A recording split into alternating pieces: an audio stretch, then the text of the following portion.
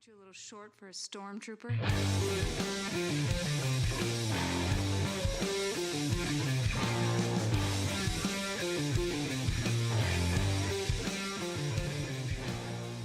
What's up, nerds, and welcome to another episode of the Multiverse Report. We are recapping the week's nerdy news from Atlantis to the forest moon of Endor and everywhere in between. My name is Mike Gibson. With me, as always, is Steve Haller. What's up, Steve? Well, some big news on the Multiverse Report front. That's what's up. Big news, buddy. Big news. We've got a lot to talk about tonight. Not the biggest week in nerdy news, but certainly plenty to talk about. I don't know if you ever noticed the weeks that aren't the biggest weeks in nerdy news, we end up going off. So I sure have noticed that, Steve. I sure have noticed that.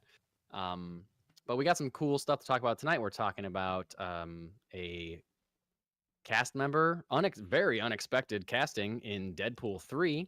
We're talking a little bit about Shang-Chi and the Legend of the Ten Rings and the sequel to that movie. We're talking about a franchise we have never talked about before in 2 years of doing the Multiverse Report. We have never talked about a certain franchise that's coming up tonight. A little bit of the Batman 2 and some Star Wars comics news and some regular comic rundown stuff. But top of the list tonight, my friend. Top of the list. Big news for the Multiverse Report. We have a sponsor. Our first sponsor. Yeah. Hooray. Hooray. And that sponsor is the one and only Funky Town Comics and Vinyl in Camillus, New York. So great. We talk about them all the time anyway. Yeah. It's such a natural fit. We're always in there. They listen to our podcast. We buy their comics. We buy their vinyl. So it's a great combo. Natural partnership. Absolutely. Why not? Really, why did it take so long? Is the biggest question. So we are currently being sponsored by Funky Town Comics and Vinyl. And as part of this kickoff to this beautiful friendship we have struck up, they wanted to do a giveaway on our podcast. It was their idea. And we said, yes, absolutely. So all you had to do to enter yourself for this giveaway was to be one of our followers on social media, either Facebook or Instagram. We put all of the names of all of our followers into a randomizer. So you didn't have to be a new follower. Could be new, could be old. And first of all, thank you so much for following us. We got a big injection of followers on both platforms. And you're going to start seeing a lot more from us on those platforms, pulling clips from the show. I gave a little bit of a teaser on my thoughts on Secret Invasion episode 3, which, by the way, we just did a full recap of. Things like that. Maybe like quick news announcements, quick reactions to things that we're going to talk about in depth. So thank you for following us on those platforms. Keep an eye on those if you want more from us, besides our weekly Sunday night recaps. If you're watching us on YouTube, hello, by the way, thank you. We know we have some people live watching us. Oh, hi, Jesse and Brian. Oh, hi, Jesse and Brian. We even have names. We got names, people. We got names of our fans. If you're watching live on YouTube and you want to inject a thought or a comment or a question, hit us up. Hopefully Steve will see it. I was going to say, we cannot guarantee that I see live comments because I'm throwing all sorts of production stuff around, but we'll give it our best shot. Working hard. Steve's working hard over there. I'm just on Easy Street, sipping on a vitamin water and reading some news. There you go. You handle enough pre-roll. Anyway, have I stalled? Have I stalled long enough? Have I created enough suspense before I announce the winner of this giveaway? Is it quite the drum roll? Quite the drum roll. The winner of a copy of this much acclaimed and much sought after graphic novel, Supergirl, Woman of Tomorrow by Tom King, Bilquis Evely, and Mathis Lopes. This is a wonderful, incredibly wonderfully illustrated graphic novel. I have not read the entire thing. I read the first couple issues and then I fell off. I got to get back on it. They've already announced that they're making a movie. They're making a movie based on this graphic novel called Supergirl, Woman of Tomorrow. It's happening in James Gunn's DCU. They already announced it. And it's super cool. Supergirl has a sword. What? So cool. So cool. It's good enough. Yeah, but it's good enough anyway, but then you add a sword. I was going to say it's good enough that both of us have a copy of it sitting right here, but my cord for my headphones are way too short, so So you couldn't go and couldn't get scoot there. over and grab yours. If you're watching on YouTube, I just about grouted myself on my headphones, so we're good. I missed it because I was putting my copy back, but I'll have to watch later and see you almost fall on your face. Congratulations to Kevin Mahoney. Kevin Mahoney, loyal follower of us, the Multiverse Report on Instagram and Facebook. Kevin Mahoney, you have 2 weeks to pick up your free copy of Supergirl Woman of Tomorrow at Funky Town Comics in Camillus, New York. Funky Town Comics is located right off of West Genesee Street, and they are open from noon to 8 from Tuesday through Friday, open from 10 a.m. to 8 on Saturdays, closed Monday and Tuesday. So you can head in there anytime and pick up a copy of Supergirl Woman of Tomorrow for free. It's yours, bud. It's yours, Kevin. Congratulations. And again, thank you so much for everybody who liked and shared and commented and is now following us. And hopefully you stick with us. We really appreciate it. Anything else you would like to say about the contest or the sponsor, our new sponsors? No, Steve? I think you kind of nailed it right off the bat there. It's Thanks. Doing my best. It's gonna be a good partnership. I think we're gonna find some lanes to coexist in here. I agree. Yeah, we've got a lot of cool ideas planned. Does it kind of feel like to you, Steve, that we kind of have like a boss now? Sort of. Yeah. Sort of. Yeah. Yeah. Fortunately, I mean, Jesse seems like he'd be a pretty good boss. Yeah. So we'll see. What if we end up hating each other? That won't happen. No, I think we'll be good. I think we'll be good. Starting things off before we get to our big Marvel Deadpool 3 stuff. Very brief but important Strike Watch update. For those of you that may be joining us, one, welcome, by the way. Did you like all the tangenting and rambling that we did already? Stick around. There's tons more to come. We've been doing a segment called Strike Watch, following the Writers Guild of America strike.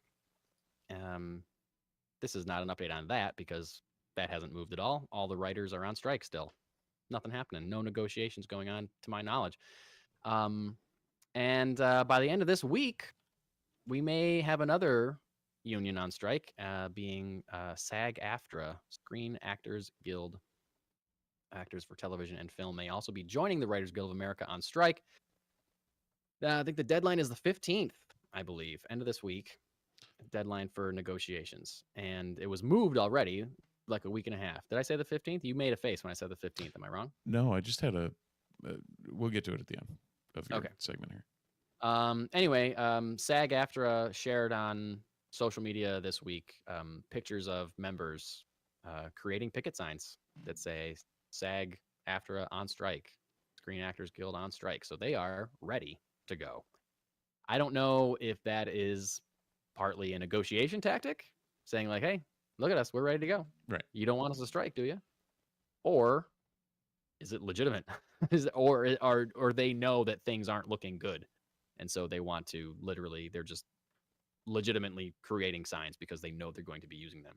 Right. Or maybe both. Who knows? I don't know. Yeah. But I mean, we'll see. That'll effectively shut everything down. Everything. My face was a moment of realization because last week I figured out what AFTRA stood for. Yes. Right. And the R is radio. So right. Is this going to go further than what we've seen so far? Like, does this have more implications or? I don't know, Steve. We'll have to look into that. Yeah. Because that'd be like radio hosts and stuff, right? Like radio personalities, like is that like Howard Stern have to go on strike? Right. Like what level of radio do you have to be to get to a guild position? That doesn't cover podcasting, right? Like, do we have to stop podcasting? I don't think so. I don't think so. I mean, I don't pay anyone union dues, so I think I'm okay. Pretty sure I'm not in a union, podcast union. I don't think one of those exists. Are we starting one? So anyway, yeah, you want to start with it? Yeah, here we go. We got 2 members. All right. We're our own union. Watch out, Funky Town. We're unionizing already. All right. Marvel. Here we go. I don't know if anyone was expecting this. Anybody, despite all the rumors, and we haven't really talked about a lot of the rumors because so far they've all just been rumors. Right. Deadpool 3. Let's talk about what we know about Deadpool 3. We know that it's currently being made. It's currently being filmed despite the writer's strike. Has not shut down production, which Steve and I believe is insane for a movie that is heavily dependent on Ryan Reynolds improvising lines and coming up with jokes left and right. Not allowed to do that during a writer's strike. Just not. That means you're writing new lines that will be in the movie. You're not allowed to do that. So I don't know. Weird that they're still making this movie. We've talked about it before. A lot of the main cast is coming back. Announced that, like Marina Baccarin, guy who plays Dopinder, Leslie Uggams is Blind Al. They're coming back. Not not Zazie Beetz though as Domino. Yeah, not Zazie Beetz, which is insane because she was great as Domino. And we haven't heard anything about Cable. Right, Josh Brolin. Right? Josh Brolin. Yep. I knew it was a Brolin. I couldn't think of the first name. No, Anyway, the big reveal that was announced months ago is that Deadpool 3 will feature the return of Hugh Jackman as Wolverine. And we know that this is going to be Deadpool's entry into the MCU. We know that he is originally part of the 20th Century Fox X-Men universe. That's a studio that made the first two. This is Disney and MCU making Deadpool 3. Still going to be rated R. They've said that a million times. People still don't believe that it's going to be rated R. I still see people complaining about it being a PG-13 movie. Like, yo, they can't stop telling you that it's rated R. You need to listen to them. It's happening. So when they announced Hugh Jackman, we immediately thought like, oh, is he going to... Oh, and then there were rumors that it was going to be something having to do with the Time Variant Authority and that Owen Wilson was going to be in this movie. We've heard that. Miss Minutes, Tara Strong's character from the Loki TV show, confirmed to be in Deadpool 3. So, okay, so he's going to be using the TVA to be jumping to different universes. Is that how he meets up with Hugh Jackman? Who knows? Who knows? Who knows? Who knows? But there have been rumors, ladies and gentlemen. There have been rumors. Yeah, we got some very strong ones over the course. Yes, but we don't like to talk about rumors too much on the show. We like to talk about confirmed news. We don't like to stoke fires that are going to, turn out to be lies. So we haven't really been reporting on the rumors that we've heard, but we've heard them. And now they kind of make sense after this little tidbit of information. Now I tend to believe all of those rumors. Big time. One of them specifically. And should we go over the rumors first or should we go over the confirmation? Let's go over the confirmation. Let's go over the confirmation, yeah. It was reported by the Hollywood Reporter this week, confirmed that Jennifer Garner is going to be returning as Elektra in Deadpool 3. Jennifer Garner returning as Elektra in Deadpool 3. No, Jennifer Garner first played what's that? I was gonna say, for people who don't remember. Yeah. Yes. Have wiped these that movie in particular from their minds. Yes. Jennifer Garner played Elektra 20 years ago. Yeah. In a movie called Daredevil, starring Ben Affleck as Daredevil and Colin Farrell as Bullseye, and Michael Clark Duncan as Kingpin. Pretty dope casting for Kingpin, I gotta say. Oh, I did also forget. She did not only play Elektra in Daredevil. Oh, yeah. There was an eponymous movie made explicitly for her character, which I completely forgot existed. Yeah, she reprised the role in 2005, 2 years later, for an Elektra spinoff movie. Steve, have you seen the Elektra movie? Well, since I didn't know it existed, then no. Oh, you didn't know it existed? Oh, okay. No, it wasn't even a forgot. It was just like, that's not there. That didn't happen in my brain. I knew that it existed. I knew that it existed in 2005, and I chose not to go see it because I thought it looked terrible. A couple friends of mine went to see it because they had big crushes on Jennifer Garner, and I believe that they agreed that it was terrible, and I decided I don't need to see this movie. And I still don't think I need to see this movie for Deadpool 3. Jennifer Garner, it's worth mentioning, Jennifer Garner has worked with both Ryan Reynolds and Deadpool 3 director Sean Levy on a movie called The Adam Project. She's the second confirmed superhero actor to be returning as their character from the 21st Century Fox universe, first being Hugh Jackman.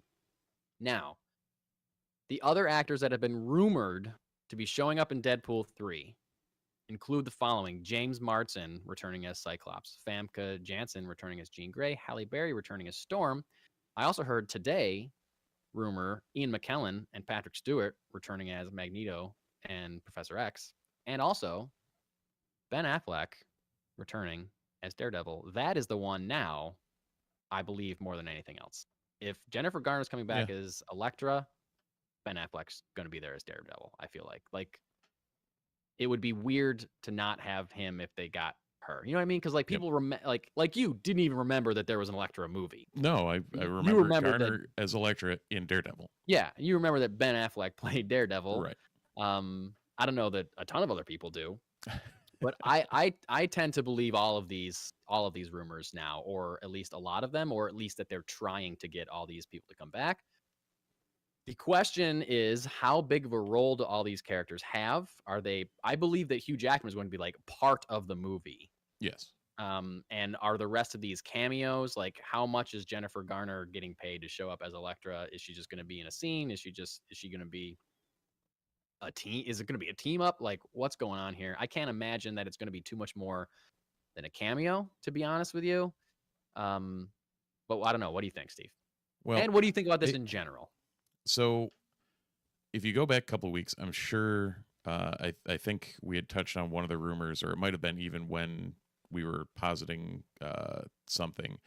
I had said, oh, they're going to make the movie out of Deadpool kills the Marvel Universe, like the run that they did back in, I think it was like 2010, 2011. There is a comic book series called Deadpool Kills the Marvel Universe. It's like a what if kind of scenario where... And it's exactly what you would think by the name. Yes, Deadpool murders everybody, all the famous heroes of Marvel Universe. And now that we're seeing all these rumors, Steve and we were talking the other night, we are kind of thinking now, maybe Deadpool 3 is going to be, maybe not blatantly subtitled, but maybe Deadpool 3 is going to be Deadpool Kills the 20th Century Fox Marvel Universe. Yeah. So that would be one way to ensure the transition over to the MCU proper for Mr. Poole. Yes. So I think it's a solid concept just because of the craziness and stupidity of Deadpool in general. Yeah. I think they could pull it off. I think using the multiverse shenanigans to do it doesn't bother me in the least because of the fact that it's a Deadpool movie. Right. If there is some crazier, like larger implications on everything else, that might be a different story. But if they take it and make a Deadpool movie and it's a multiverse premise and they're bouncing around from like the Fox universe to the Sony universe to whoever, and just Deadpool's doing his thing, that's one thing. So, and that I'd be really actually excited for. I think it would be just fun. That said, I feel like you may have a different side of things here. Well, speaking of things we said a few weeks ago, and when we were talking about The Flash, which we both liked, not a perfect movie, but it's a good movie. I realized, despite me being a fan of The Flash and being a fan of seeing Michael Keaton as Batman again, seeing that movie made me realize I am sick of multiverse stories. I don't need, tell me, we got the guy that played the Thing 15 years ago coming back for one more. Like, if it's not like you want to tell me a new story about that guy playing that character, great. If it's just gonna be like, I don't need a cameo or what. I don't know. I'm tired of multiverse stories. I just want a new story. I just want a new moving forward thing. Because it just seems like Hollywood is jumping on this idea now, and every superhero franchise has to have a multiverse movie, and they're running it into the ground. Who would have thought Hollywood would ever take a popular idea and strangle it till it's dead? Well, especially when the best multiverse movie that's been made isn't even a comic book movie in any way, shape, or form. You're talking about Everything Everywhere All at Once. Yes. Yes, 100% agree. However, the second and third best multiverse movies that have ever been made are superhero movies, and they're called Spider-Man Into and Across the Spider-Verse. Yes, very much so.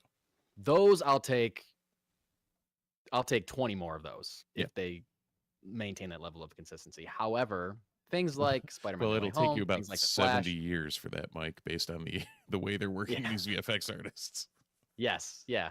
See, See, yeah, see 2 weeks ago. Yeah, in standard comic book fashion, little subtitle here. See 2 weeks ago for our conversation about that. yeah. So I don't know, like, because I'm not necessarily excited about. I can't wait to see James Marsden as Cyclops again, or I can't wait to see Halle Berry as Storm. Or I don't need to see Ben Affleck as Daredevil again. Like, these things are not inherently exciting to me. The only thing that I think could make this work, where other things would not work for me, is the fact that, like you said, it's a Deadpool movie. It's going to be played for comedy. And especially if he's going to be like brutally murdering all these characters, that's something that we certainly have never seen before. We probably came close with Doctor Strange and the Multiverse of Madness, which was another movie that was very mixed amongst fans. I think the problem might be if you can't communicate that this is a different idea or it's a different tone or whatever from those other movies that audiences are possibly getting sick of. Like, when we were talking about The Flash, we were talking about how part of the reason people may not want to see it is because they're sick of multiverse stories already. And if that's the case, like I think I said this on the episode, if that's the case, Marvel is in big trouble because they're in the middle of a saga called the Multiverse Saga that isn't going to end until 2027. Yeah. So if people are sick of multiverse stories, they're screwed big time. And if they don't market this in a way that seems new and fresh and fun to audiences, then audiences might be like, more multiverse shit. I don't want to see this. Yeah. I don't want to see this. Disney's ruining Deadpool movie. I don't want to see, like that's going to be the narrative unless they can spin this some way to get people other than nerds into it, because I think the strength of the Deadpool movies have been, they are so good that you don't have to be a nerd to like them. And they attract non-comic book readers because Ryan Reynolds is fun and great and hilarious. So like you want to go see him, and the movie's great. Yeah. Like Deadpool 1. No one thought Deadpool 1 was going to be as good as it is. Heartfelt, emotional love story attached to the middle of that movie. Right. Makes in a it Deadpool work. movie. In a Deadpool movie. Yeah, exactly. And Deadpool 2 is good. It's not as good as 1, but it's great. It's a lot of fun. So I don't know. It's all going to come down to marketing in this. Who else do you think we're going to see anybody else from that Fox universe? I mean, I wouldn't be surprised if you see the First Class guys too. That's my question. Like, because it is like, if it is multiverse, if he's jumping around, then you could see old Cyclops and young Cyclops at the same time. Like maybe Nicholas Hoult. We see Nicholas Hoult and Kelsey Grammer, as Beast or whatever. Now that Go ahead. I was going to say, that said, this whole thing, like we could be hearing all these rumors and, they announce Garner, they do this, they do that. And it could just be the first quarter of the movie is him slaying that and then going off on whatever the actual mission is. Or it could be as small as that cameo, that X-Men cameo in Deadpool 2, where he just like, there's a door open behind him with all the X-Men in it, and it just like slowly closes before he sees it. Like that's, it could be that. It could be that. I hope it's not. I hope it's more. I hope it's slightly more than that.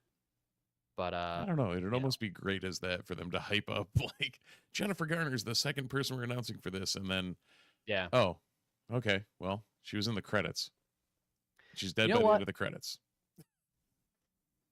I kind of, now that I'm thinking about it, I kind of think it would be great if all these people came back and they were all main-ish characters, and it's like the movie, it's like the Fox version of the Avengers that we never got. You know what I mean? Yeah. Like that would be cool if they were all treated with like respect and written well, and like, characters are pushed forward, but like we see them do the stuff we wish that they could have done, but the movies started sucking. I was going to say, doing all the things that Fox failed to do with them. Yeah, exactly. Like that would be pretty great if it was like Deadpool leading like the X-Men kind of, but plus Daredevil, you know. Well, it'd be like all new X-Men when the original six came back to like modern times, and it was a weird time travel-y thing, but you had, the equivalent of Famke Janssen and Sophie Turner staring at each other. like, okay, this is weird. That's young me. I don't know what's going Yeah. on. So That would be if they could find ways to make it work. yeah, if they did that, that would be cool. I feel like they probably won't. I feel like it'll probably be cameos, and he'll probably murder everybody. But I hope I'm wrong. I mean, I hope it's something that I'm not even thinking of. I hope it's some third option that is better than anything that I could think of. Do you think we will see Nicolas Cage as Ghost Rider? Ooh, I mean, Will we see Eric Bana as the Hulk? That one, I wouldn't be surprised. Maybe Edward Norton. Eric Bana, Edward Norton, and Mark Ruffalo as the Hulk in the movie. That'd be great. With a Lou Ferrigno cameo, too. For the hell of it. They all turn into Hulks and they all fight each other. That'd be great. That's great. All right, cool. We talked about that for a very long time. Here's another bit of a Marvel news. Kind of a bit of a bummer for fans of Shang-Chi. Simu Liu, star of Shang-Chi and the Legend of the Ten Rings, gave an update via, I think it was Threads, new Twitter rival from Instagram fame, Threads. Sure. Which we're not on as of right now. I think we technically have an account. I think I accidentally clicked a button and then deleted the app. So. Okay. Well, maybe we're on. Who knows? We're definitely on Instagram. Yeah. He was responding on Threads to a fan asking about the status of Shang-Chi 2, and he said, was told it would follow Avengers, but that keeps pushing back due to circumstances beyond my control. Frowny face. Hope to have more concrete news to share soon. So, he didn't specify what Avengers movie. But we both know the next two Avengers movies, Avengers Kang Dynasty and Avengers Secret Wars, are scheduled for 2026 and 2027, respectively. So, I mean, there were certainly some blanks on that Phase 6 chart that Kevin Feige debuted last year at Comic-Con. So maybe Shang-Chi is one of those. But if it's not, but no, he said after, so it could be in 2026, could be before Avengers Secret Wars. But if it's not, then we're talking maybe 2028 for a sequel to a movie that came out in 2021. Because that's when Shang-Chi and the Legend of the Ten Rings came out. It was a pretty popular movie. It did release during, when COVID was still raging, and did pretty well at the time. Directed by Destin Daniel Cretton. Apparently Marvel really likes his work because he since has been hired to direct Avengers Kang Dynasty and also the Wonder Man series for Disney Plus. So the director certainly has a lot on his plate. So who knows if there is a Shang-Chi 2, is it going to be that guy, or are they going to get a different person because this guy's going to be burned out on Marvel stuff by then? Who knows? Steve, I don't remember. I'm sure we talked about Shang-Chi. Were we doing this podcast when Shang-Chi came out? I think so, but it was during COVID and neither of us saw it for like months after. Yeah, we didn't see it till it was on Disney Plus, I don't think either of us. Because that was one of the ones that they first kind of put back into theaters. And yes. Yep. I think it was the first one they put back into theaters, right? Might have been. Black Widow. I don't know if there was one between Black Widow and Shang-Chi. I don't remember. I think it was Eternals? Eternals might have been after it. Either way, it was in that ballpark. Yeah, in that vein. Did you like Shang-Chi? Let's talk about it. I thought it was fine. It was one of those where I enjoyed the movie, and it wasn't, it's not in the, top 5 of my MCU movies, but it's also nowhere near the bottom 5 either. So it's like solidly in the middle. I kind of agree. I thought it was fine. I feel like I should watch it again because I don't really even remember too much about it. I remember some of the fighting being great, but feeling like some of the effects were like little video gamey, and it was a little bit of a predictable plot. But I should watch it again because I like him a lot. I like the Simu Liu as Shang-Chi. I thought it was great. I thought he was really good. I feel like Marvel's spinning too many plates because I kind of forgot about that movie, I guess. And I forgot that they had announced a sequel to it. So And he hasn't been in anything else. Like they haven't teased Shang-Chi. He hasn't shown up in any. Like this is something that it's hard. Sometimes it's hard for me to verbalize why I don't feel as connected to the MCU during Phase 4 as I did during Phases 1 and 2 and most of 3. And I think it's because they're losing that interconnectivity,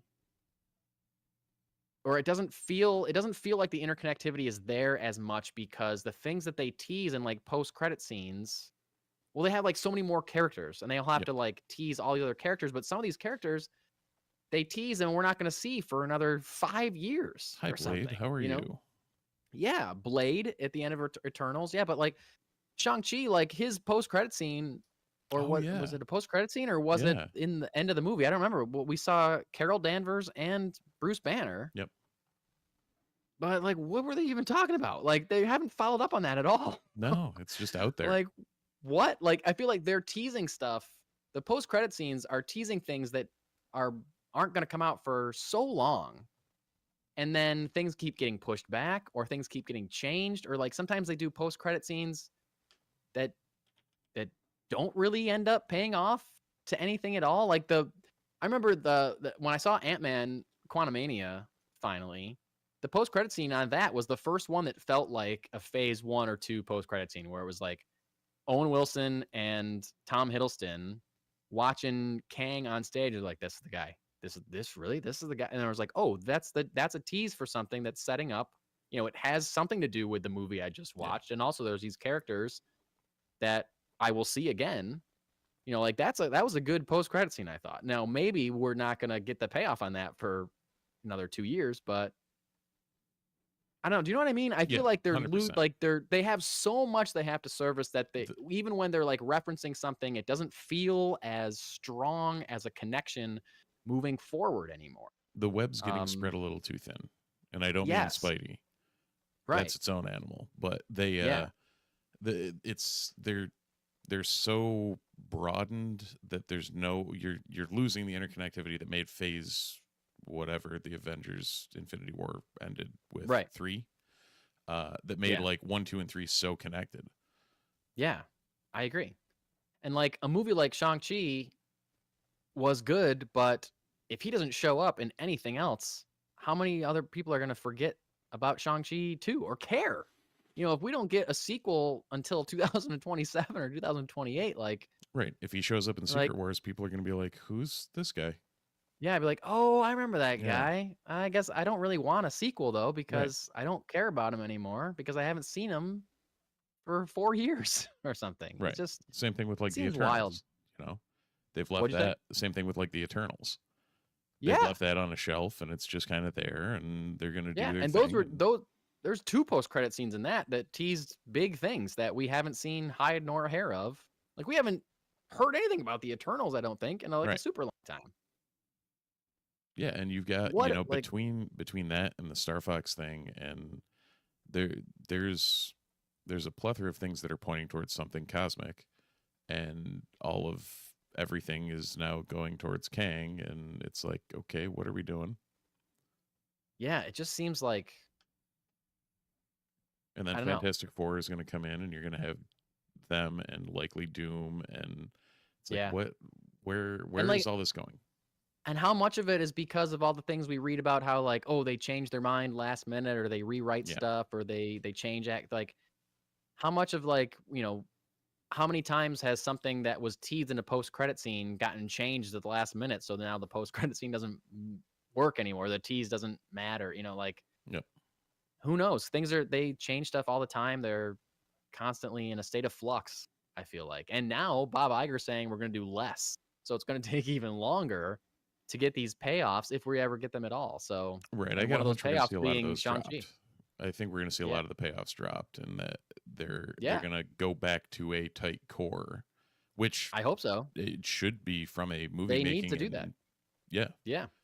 So they need to show some connectivity between characters and not just characters that we already know are like Avengers linked. Like Shang-Chi needs to show up in.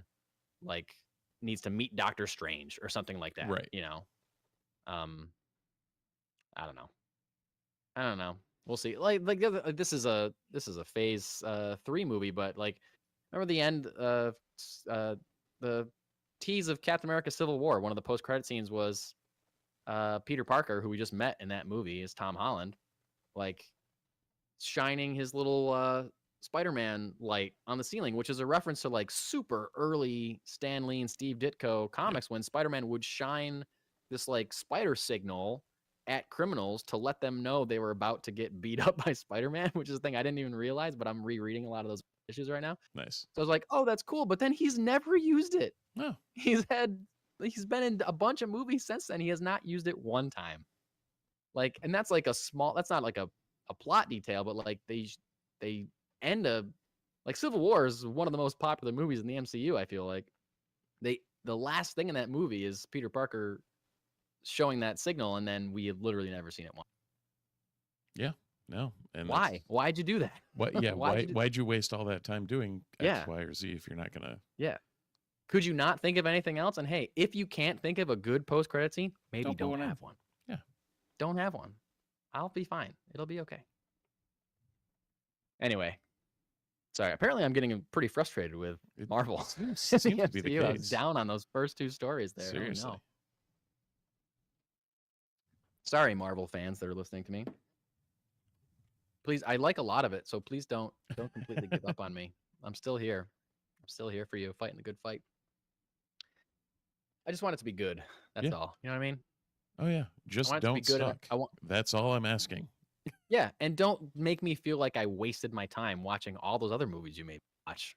You know, like you gotta. That's the thing. Is they're the ones setting it up as that. Right. Right. Don't get us invested and bring us into all this just to not pay it off anywhere. Right. Because you're just going to burn people out like you're doing with us. Yeah. You're telling me that this post-credit scene is important. Or like you made a whole movie called Shang-Chi and Legend of the Ten Rings, which was probably over 2 hours long. And you made me watch it. You didn't make me watch it, but you told me to watch it because it was going to be like a thing moving forward. And it hasn't been. You didn't have someone from Marvel like literally going to your house and like pulling you out and bringing you to the theater? I didn't, but sometimes when I'm sitting through a movie like Ant-Man and the Wasp: Quantumania, it feels like there's a gun to my head because I'm like, ugh, not enjoying this too much. Actually, you know what? That's a bad example because I did like that movie more than I thought I would. A better example would be Thor: Love and Thunder. There you go. That I did not enjoy nearly as much as I thought I was going to. Again, though. Anyway, same thing. Great concept. You know what? That suffered from the Spider-Man 3, the Tobey Spider-Man 3 issue of just trying to throw too much shit at it. Yeah. Yep. Yeah. Who knows? Who knows? Who knows? Somebody that does know something is Greta Gerwig. She's an Oscar-nominated director. Yeah. Also a very wonderful actress. In great movies like Frances Ha. If you've never seen that movie, you should check it out. It's great. Greta Gerwig is a director of Oscar-nominated films like Lady Bird and the 2019 Little Women, as well as the upcoming Barbie coming out in a couple weeks. Mm-hmm. Same weekend as Oppenheimer, which the internet is just loving the fact those two movies are coming out on the same weekend. Could there be two more diametrically opposed movies coming out? And that is why everyone's loving it. People are making Barbenheimer plans to go see one, then go see the other, double feature in a day. I don't think I'll be going to see both of them in the same day. I'd like to see both of them. I'm not going to lie. I'll probably see both of them on my couch. Yeah, I'm excited to see both of them. I'm not theater excited to see both of them. No offense to Barbie, because I do want to see it. I think it looks very fun and funny. But if I had to pick one, I'm going to see Oppenheimer in the theater. Like, that definitely seems like a cinematic experience. Right. Whereas Barbie also seems like a very fun movie-going experience. However, that's a better couch movie for me than a theater movie. Oppenheimer seems like that would be, you know, if I'm going to see an atomic bomb go off in surround sound, seems like it could be worthy. Anyway, we're not talking about Christopher Nolan. We're talking about Greta Gerwig. And Greta Gerwig has been announced that she will direct the Netflix reboot of the Chronicles of Narnia. Ba-bam. This is a franchise. Been around for a very long time.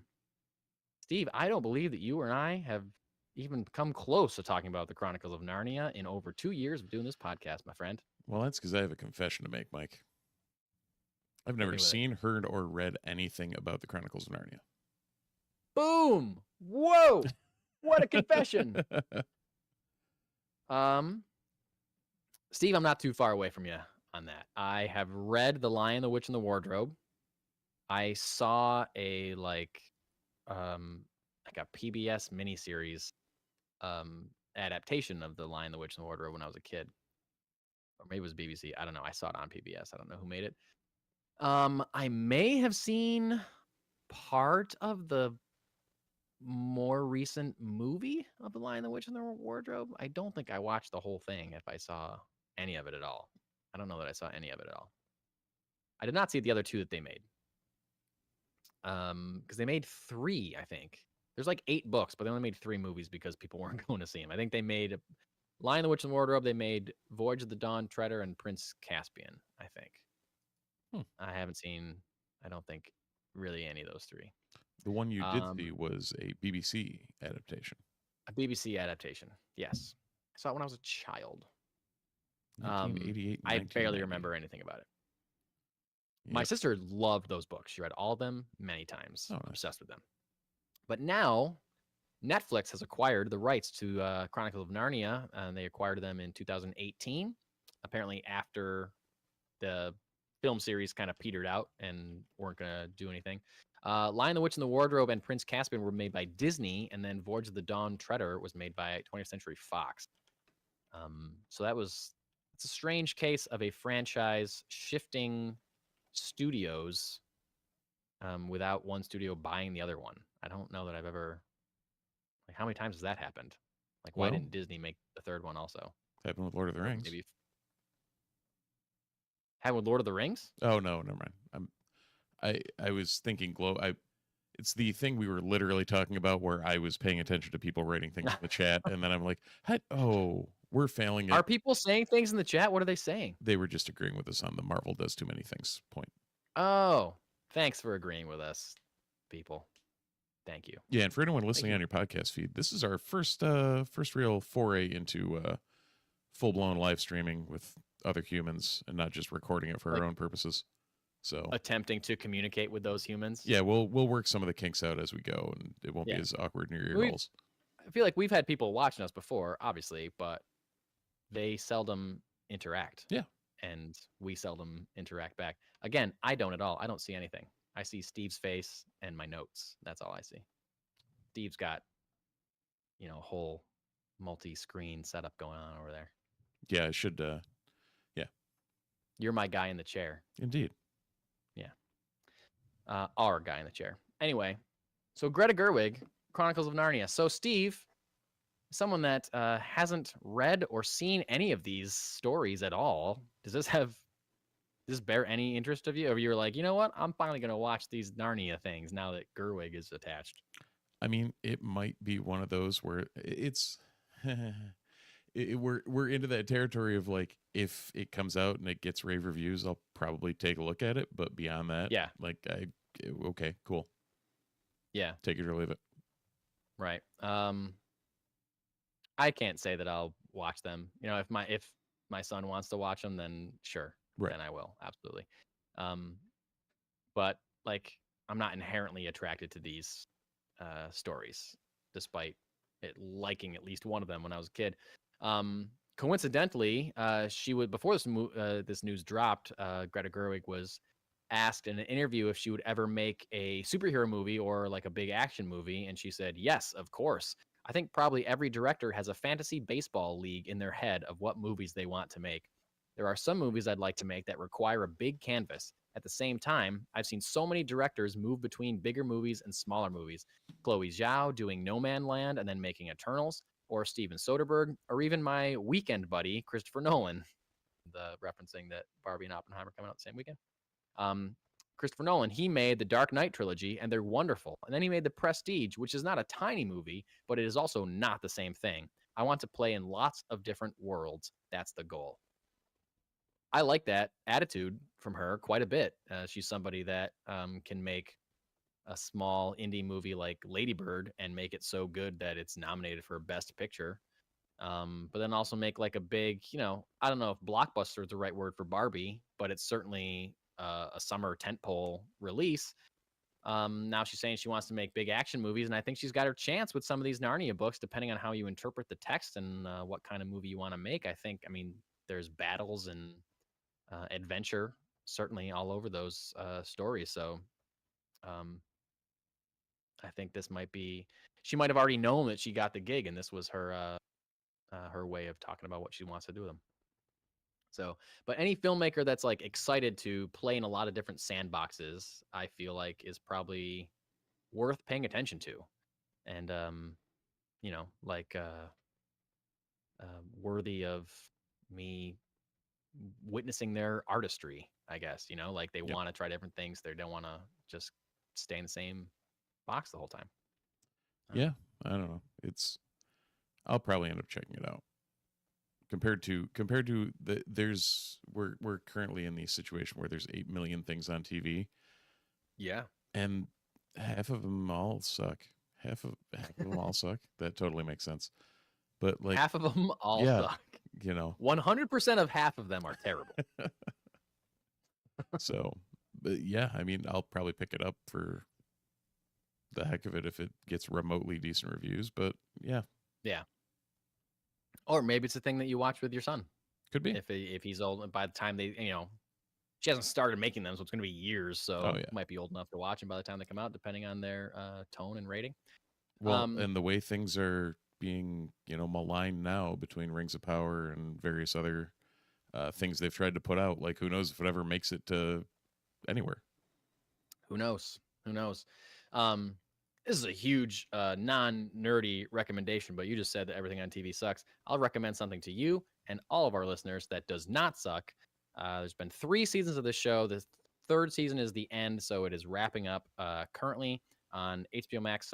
Max. It's called The Other Two, and it is a half-hour comedy. It is hilarious. It's about 2 older siblings that find out their younger brother has become or becomes like a Justin Bieber like little kid pop star, like blows up overnight in this incredible like success, and them in their like late 20s, early 30s have to start taking a look at their own lives and realizing what kind of failures they are and how they are reacting to their like, kid brother all of a sudden being the most famous person in the world. It's hilarious. It's super funny. And the 3rd season really like cranks up the absurdity, Steve. I think you and your wife would specifically really like it. It's really, really funny. And I just laugh out loud constantly watching it. So The Other Two, it's not nerdy at all, but you mentioned TV, so I'm giving you a recommendation, and tangentially all of our readers are also getting readers. Even better. Thank you for reading this podcast, everybody. Really appreciate all of our readers out there. Well, I'm personally going to go read something that Matt Reeves wrote about his next work of art. Well, not next, but yeah, do it. Read it. So, well, it's recently come up that Mr. Reeves will be continuing on his nerdy sojourn as the writer and director for Batman Part 2. For sure. So, the Team Deacons podcast, apparently he was on discussing said movie. And noted, I'm trying to write the next movie now with my partner, and we're doing this thing. And he's like going, let's just push it farther. And I was like, yeah, that would be really exciting to do. So small quote. What? Small quote, but interesting quote, I think. And, great job handling that curveball that I threw you, because I usually read everything. Yeah. And you said you were about to read it, so I let you go, and you nailed it, buddy. There we go. Small quote, and I didn't listen to the entire podcast. I kind of like skimmed through it, and this is really all he said about Batman Part 2. It was just like him and his writing partner want to push it farther than the first one. What do you think that means? What do you think it means as like you and I both really love the Batman? What do you think it means to like that movie goes pretty hard in a lot of a lot of different ways as far as like Right. how it's almost a horror movie, how it's very intense, it's very dark. Yeah. How do you push that far? Like, what are they talking about? Pushing farther? What do you think? I don't know, but it worries my brain of Yeah. like it to maintain it being a Batman movie and where it looked like they were setting to in motion or where they were going at the end of Batman or the Batman. What are you going to crank to 11? Like there's not much you can Spinal Tap here. I think one of the possibilities is that they'll be maybe introducing a superpowered villain instead of just keeping it like Riddler's just like a guy, you know, or Joker's just like a guy who's crazy. Maybe we get like Clayface is probably too far, but like somebody like that, somebody that's like a science experiment gone wrong. Right. How do you make that work in an aesthetic like the Batman, which is very grounded or seemingly? But I think that's what I liked about the Batman is that it was the street level. Like give me Penguin, give me more of what we saw, you know, the crime bosses, all that. Like that was what set that apart from other iterations and why you're right. It felt how it did and why it kind of landed how it did almost. Yeah, you're right. Because I feel like we were talking recently, possibly I think it might have been even last week about how Warner Brothers is going to differentiate Robert Pattinson's The Batman to whoever plays Batman in the DCU. Like we're gonna have two Batmen going at the same time ish in two different universes, and you have to make them different. You have to make them feel different. If they don't look different, you got to make them feel different at least.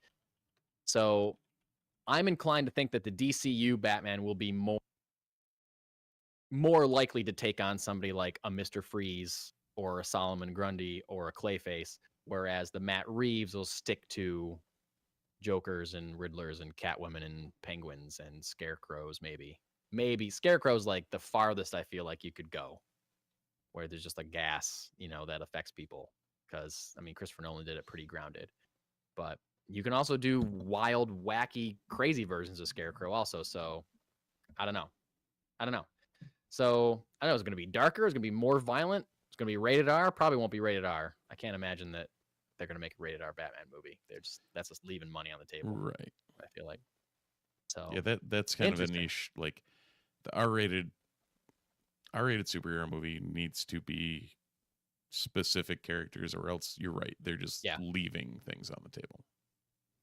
Yeah. I mean, I think Batman is a character that could work in an R-rated environment, but he's too popular. He's too popular to put a restriction on people that can go see it for sure. So that's interesting. I feel like I want to think about this more. And like I told you, I started rewatching the Batman. I haven't finished it yet. It's a 3-hour movie. Yeah. But I feel like I want to finish it thinking about what could they possibly be pushing farther in this movie? Or is it just like pushing the characters farther, like pushing the characters more like to their limits or raising the stakes? Like what could possibly be higher stakes than, you know, saving the city or whatever? Well, who knows? I don't know, but you said 3-hour movie and that put something in my brain of hit me. What currently, or what went down last night? My wife and I decided to start Avatar: Way of Water. Oh, okay. Yeah. How far'd you get? An hour and a half. Oh, wow. Okay. Yep. And what do we think? I haven't seen it. What do we think? Within about 20 minutes, I texted our friend of the pod, Matt Beseda, and said, I think it's already losing me. Ooh. Because the plot is so formulaic. It's beautiful. Yeah. The whole thing is beautiful. Sure. Yeah. And it holds your attention once you get to the actual water land because of the visuals. But so far, literally every plot thread has been rote, like Hmm. just formulaic. Everything. I can already tell who's gonna like what's going down later in the What's movie. gonna happen? And Yeah. if they subvert it, cool. But it's just like, yeah, James Cameron made a movie to make some visuals and put a stamped a plot on it, much like the first one. Yeah, that seems like what sells the Avatar movies. Maybe if you take 15 years to make a movie, it better damn well look amazing. Yeah, That's what I you gotta say. would think, and it does. It really does look beautiful. It's just, I am 100% glad I did not see it in theaters. One of these days, I'm gonna watch it. One of these days, but not today. Because today we're talking about some comics, Ooh. comic books. Some new information on something that. Well, here's something I think, Steve. You and I have been doing this podcast for over 2 years. I don't believe we've ever had a comic section where we talked about a Star Wars comic book. We might have, or we might have tangented into some, but yeah, I don't think. True. We definitely tangent into them, but like I don't Yeah. think we've ever done a story about a upcoming Star Wars comic. We do Yeah. Marvel, we do DC, we've done tons of like indie stuff. So, but apparently this was announced in April, but we got some new information about Star Wars Dark Droids event this week. Like I said, it was announced in April, but it's coming out in August 23rd, written by Charles Soule with art by Luke Ross. And the synopsis is Scourge of the Droids, a Star Wars epic like you've never seen before. Who or what is the Scourge, and why is no droid safe? As a corruption spreads from one droid to the next, the Rebellion and the Empire face chaos. What role does Ajax Sigma play in all of this, and whose side is he on? Find out when horror comes to a galaxy far, far away. This is supposed to be like a horror story about droids getting possessed by some scourge, whatever the scourge is. Yeah. And some of the artwork has like a bunch of droids, but the eyes or the lights on them are all purple instead of the normal blues or yellows or whatever color. And like I say, it's pretty creepy seeing C-3PO with purple eyes looming over somebody like a villain. Almost like something they could have done in episode 9, The Rise of Skywalker, and chickened out and decided not. But yeah, Steve, I know you read Star Wars comics. Do you know anything about this? Are you into this? Do you know what the Scourge is? No. It seems cool. like it's going to be some sort of droid disease, and it'll get passed around. But I can say I was that image that you're talking about with all the different droids had Chopper with purple eyes, and Yeah. there was one droid that has not made an appearance in any canon that is a extremely near and dear to many Star Wars fans' hearts. And you will have no clue who the hell it is because Okay, you haven't great. played Star Wars: The Knights of the Old Republic. Okay, great. So HK-47, who is one of the best characters in that game, wow. is in the artwork with purple eyes. And you know those the assassin droids that we saw in The Mandalorian? Yeah. He's like a rusted out version of them. Oh, nice. Okay. And yeah, it's getting the Star Wars comic verse all happy because bringing HK back into anything it's going to be good. That's awesome. So I looked it up. Do you know who Ajax Sigma is? No. Ajax Sigma apparently is from the High Republic. Ajax Sigma is a droid, the first ever droid that had its own free will. It was like a warrior droid with its own free will. But it was like killed or dismantled or something because of the danger that a free will droid posed to the rest of the galaxy, who just enslaves their droids. And his like memory core was eventually years later stolen by none other than Han Solo and Chewbacca. But when they learned what it was, they didn't deliver it and they buried it somewhere, so it wouldn't like fall into the wrong hands. But now someone has found it, and Ajax Sigma is back. And I don't know if they're part of the Scourge or part of like controlling these droids. or whatever. I read an interesting thing about how it could also affect possibly cyborgs, including Darth Vader. Oh, What happens if that'll do Darth it. Vader gets taken over by this like scourge? That'd be crazy. I'm more worried about Lobot. About Lobot, yeah, I know. I'd be terrified. Or like Fennec Shand. Also. Oh, true. Technically, Luke Skywalker. He's got a robot hand. Oh, no. We've got the crossover we didn't know we needed. What's that? Luke Skywalker's hand is possessed. You know where we're Like going with this? We're like going Evil straight Dead? up Evil Dead with Mark Hamill. Oh man. Yeah. Yep. That's the crossover we didn't know we needed. I'd pay real good money to watch Bruce Campbell as Ash teaming up with Mark Hamill as Luke Skywalker. One with a chainsaw for a hand and the other with a lightsaber for a hand. Yeah. Oh man. Yeah, just a lightsaber for a hand. Yeah, Oh just- my god, what a great idea. Yep. Oh man, what a great. Yeah. We got to pitch that Somebody to make that happen. I don't know who's listening. No one possibly make that happen, but I really want Sam Raimi. You oh yeah, Sam Raimi, big fan of the pod. We know Sam's out there listening. Notable podcast You- listener. You're in control of the Evil Dead universe. You have also worked for Disney when you made Doctor Strange and the Multiverse of Madness. So why don't you just call up your buddies at Disney and say, "Hey, I got a great idea. I'm making Army of Darkness 2, and it stars Luke Skywalker and Ash." Man, that'd be great. It would also be really dumb and terrible, but also It'd great be at the same time. horribly amazing.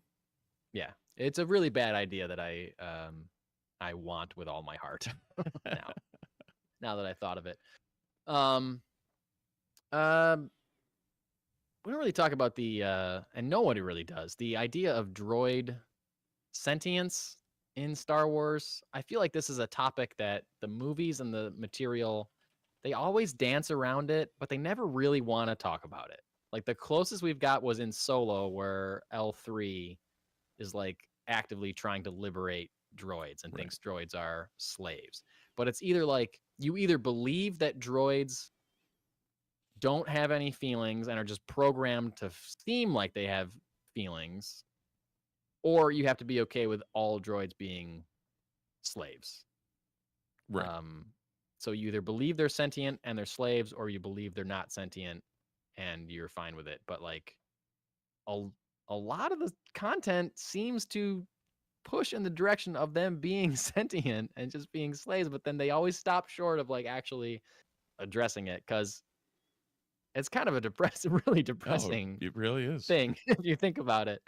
So I get why they don't really want to talk about it, but then if they don't really want to address it, then why even get close to it at all? Like even this like comic book is like dancing right up to the line of like, is this just abhorrent behavior completely of every character we've ever met in Star Wars ever?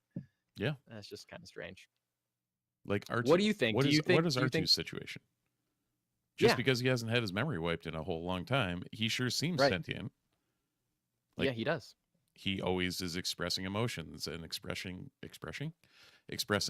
you know, human style. Yeah. Whatever. Right. So, you know, are R2 and 3PO sentient and no other droids? That also doesn't make sense. So That what doesn't are we make doing sense. here? Yeah. And like, why would you program, like, if C3PO isn't sentient, why would you program a droid to just be like nervous all the time? Right.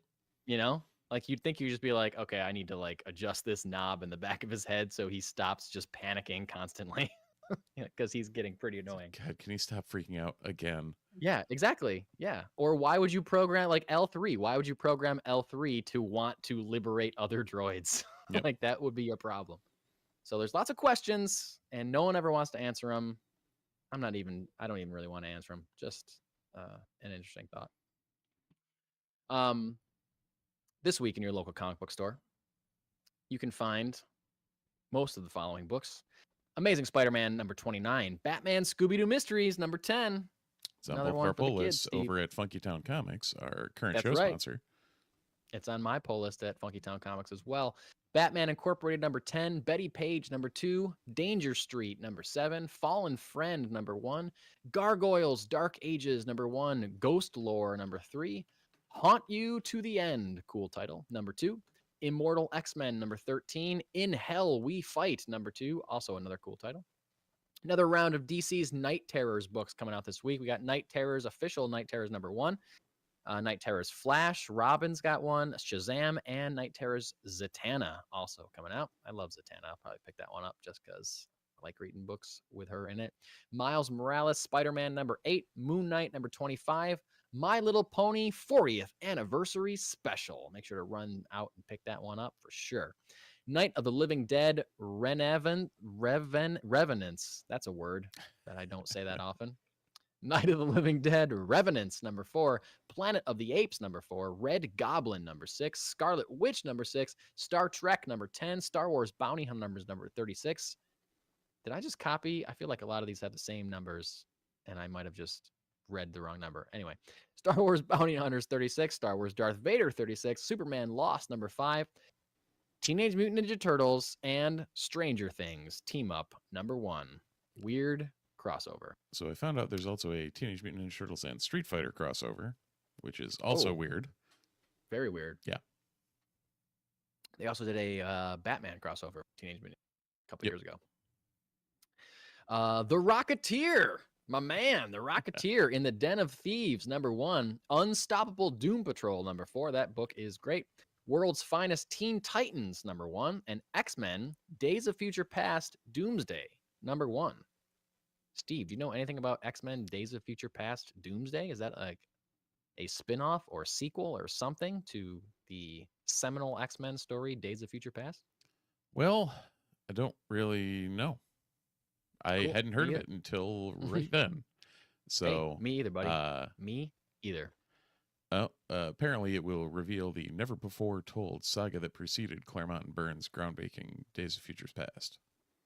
Written by Guggenheim, so that'll be solid. Oh, cool. Awesome. Well, I'm sure that you can Manuel find Garcia most on of art, those too. titles. What's that? Manuel Garcia on art. Oh, awesome. I'm sure you can find most of those titles at Funky Town Comics and Vinyl in Camillus, New York. Check them out. Steve, have you read anything this week? Looking to read anything? Looking to pull any of these things on this list? No, I was looking over there to see what I what I had touched, and I was like, nope, haven't touched any of those things over there. So Yep. Not that. yeah, no, and nothing outside of Scooby-Doo and Batman. There's nothing on my pull list, but Fallen Friend is the continuation of the death of Kamala Khan. Yep. And then, were you ever a Gargoyles kid when you were growing up? I watched some episodes of Gargoyles. It never really sucked me in. I know there's people that love it. I think that might have been like a year or two past us. No, it was on because it was on right after Batman the Animated Series. And I was coming home from school and watching Batman. Okay, so it might have been right before life me. Depended on it because I never found it or saw it or got pulled into it. But you're right. Some people are absolute like devotees. Yeah, and I think I remember trying to get into it. Yeah, but I just feel like it was on right after Batman the Animated Series, and Batman the Animated Series is so incredible that anything after that was like, this isn't as good as the show I just right down watched. to right a letdown. Yeah, exactly. So, so no, I never really got into them. I like the idea of just like mythical gargoyles that come to life at night and are like kind of superheroes. Like that's a cool idea, for sure. And for those people that love it, I'm glad that it's out there. I'm glad they're getting more of it. Just like I'm glad, despite me not pulling it or reading it, I'm glad there's more Rocketeer out in the world, because it still fills my heart with nostalgia when I read that there's new Rocketeer stuff, even though I haven't consumed any new Rocketeer stuff since I was 9. But I'm still glad it's out there. I should probably do that. I should probably get into it. I should probably rewatch the movie and see if it's. I was going to say, see if it holds up first. Like it. Yeah. Because let me see. What did I rewatch recently with my son? Oh, Hook. We watched Hook recently. Did that hold up? Hook was like my absolute favorite movie when I was a kid for a while. and I knew every line of it. I could recite the entire movie when I was a child. And we're looking at movies to watch. I was like, oh yeah, Hook. We could watch Hook for sure. And it's not a perfect movie. I definitely saw the cracks in it.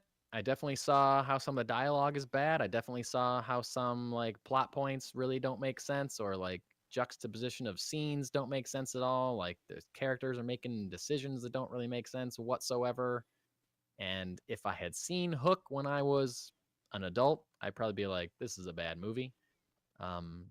But watching all that, realizing all that, I absolutely loved every second of it. The nostalgia was just coursing through my veins, and I still knew every line. I still knew what was gonna. I was just, Yep. It was great. I hadn't seen it in probably 25 years, but Nice. it was. It's always good great. though when that like you see something you haven't seen in that long and it just clicks. Yep. Yeah. I was like, yep, I see that it's not good. It's way too long. It's like 2.5 hours long. It's like Really? should not be that. Yeah, should not be that long. But like, yo, Robin Williams is Peter Pan, Dustin Hoffman is Captain Hook. That cast is great. Yeah. Great cast. Julia Roberts is Tinkerbell. Like The guy who plays Rufio is Rufio. Yeah, Rufio plays Rufio really well. Rufio as himself. Not the band, the young boy. Yeah, yeah, the Lost Boy. That's it. So yeah, so not everything holds up, but doesn't mean that you can't still love it. Oh, you would be proud today. Well, for his TV time, my son decided to say, "Oh yeah, we should watch Teen Titans Go." Oh, nice. He didn't end up Very watching proud. it. That lost boo. out to Is It Cake season 2, but it was on the mind. Speaking of that, you know what I watched with my son? Speaking of Is It tonight? Cake, or speaking of Teen Titans Go? Speaking of watching things with your son. We watched the first episode of My Adventures of Superman. Oh, nice. Which we knew was coming out. I knew was coming out.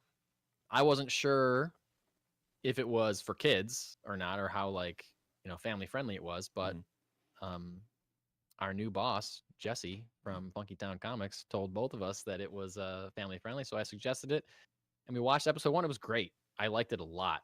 There's 2 episodes on Max right now. I think it's coming out weekly on Adult Swim, and then shows up the next day on Max. And it was great. Colors were really vibrant and great. I really like the characterizations. I liked what they're doing. All the characters are younger. They're like just starting out at the Daily Planet as like interns. He doesn't have a suit yet or anything, so he's just kind of finding himself. Like, it was really good. I liked it a lot. It was a lot of fun. My son loved it. So we're in My Adventures of Superman. Perfect.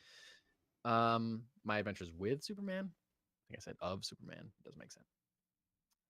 But okay, we got one shot before we're wrapping up tonight's episode. Ernie Hudson, Winston Zedmore himself, has confirmed that the Ghostbusters Afterlife sequel has completed filming. And I was glad when I read this, because I forgot that they were making a sequel to this movie. Well, try being me, who read this in the notes and was like, "You." For those who don't have access to our show notes, which is everyone except Mike and I, it didn't say Ghostbusters Afterlife, and I was like, Ernie Hudson's coming back for an actual Ghostbusters sequel? Oh, yeah. Okay, cool. Yeah, it's not Ghostbusters 3. Sorry, it's a sequel to Ghostbusters Afterlife. And Ernie Hudson said this. He said, "We finished. The movie is done. It's wrapped. Obviously, they're editing and doing whatever else. I've heard rumors about the end of the year," meaning like a release date, that they'll push for, or maybe spring of next year. I never know how the studios are going to do whatever they're going to do, but the filming is done, which was a little bit difficult with the writer's strike and everything going on. So I know there was a lot of shuffling around in terms of where it was going to be done, but I'm very thankful that at least we got it done in the can, and now I'm like everybody else, just waiting to see what it all looks like. So I think it's cool. Like, Ghostbusters is still a very popular franchise. Afterlife made a bunch of money when it came out, so obviously they greenlit a sequel, and they certainly set it up. Did you ever see Afterlife? I have You not never saw yet. that, did you? No. Yeah, they certainly set it up for a sequel. But it's not a big enough franchise. It's not like Batman or Spider-Man or something where like people are going to be reporting like, oh, who was spotted on the set of the Batman Part 2, or get a load of Tom Holland and his new Spider-Man. Like, there's nothing like that. Like, which I think is a blessing for this movie. Like, there's no leaks. There's no like trying to get those shots of Ernie Hudson in his Ghostbustering uniform or whatever. I don't know if he's even gonna, be a Ghostbuster in it, but like it's able to film with complete secrecy because nobody like it's not anymore on the level of people are trying to spoil this or get, early leaked photos or anything like that. So when I read this, I was like, oh, damn, they're done with the Ghostbusters sequel already? Like, I forgot that they were even making that, which I think is good. I think that's a good thing because then I think it's good for franchises. I think it's good for people to forget about franchises. And then when they come back, be like, oh, yeah, I like that thing. I'm going to go see that movie, which we've gotten very far away from in recent, like Marvel. We got to put out 3-4 movies a year so people don't forget about us. Meanwhile, Star Wars took 20 years off and came back with, the prequels or whatever, and we all lost our minds when they announced they're making new Star Wars movies, like that kind of thing. So, I'm excited for a new Ghostbusters movie. I liked Afterlife enough; it was a perfect movie. A lot of it is pretty paint by numbers Ghostbusters, but I liked the new characters enough that I'm excited for a sequel.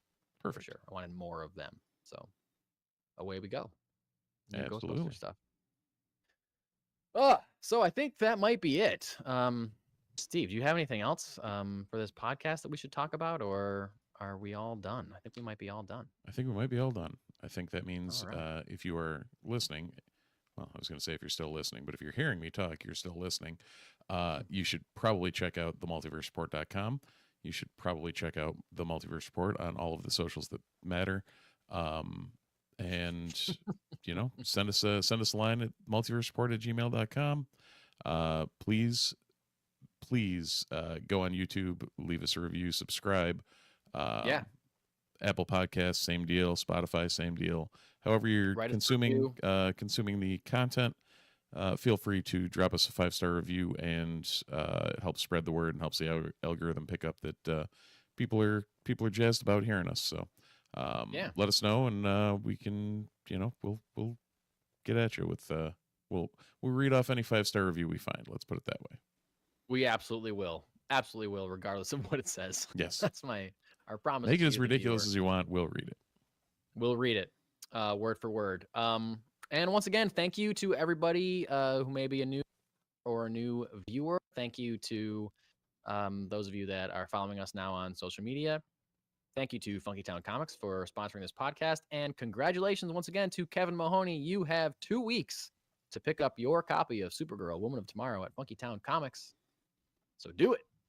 Congratulations. And hopefully we'll be doing more stuff like that in the future, whether it be other giveaways or special reviews or special episodes or something. More stuff, more cool stuff coming your way for the Multiverse Report. But until then, thanks for watching and thanks for listening. And we'll see you next time in the multiverse.